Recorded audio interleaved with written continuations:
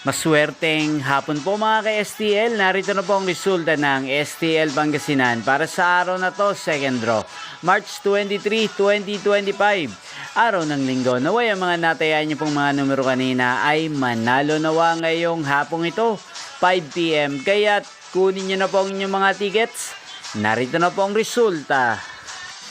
Ang mga numerong nanalo sa STL Pangasinan ngayong hapong ito, March 23, 2025, 5 p.m. Second draw result, 3 at 9 in exact order. Sa lahat po ng tumaya kanina sa STL Pangasinan para second draw ng 3 at 9, congrats po sa inyo, panalo po kayo. Again, 3 at 9.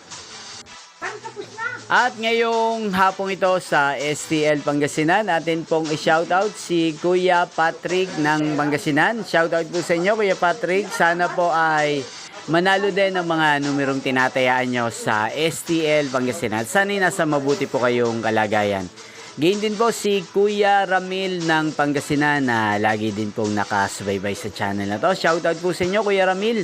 Sana po isa rin po kayo sa swertehin ngayong hapong ito sa STL Pangasinan.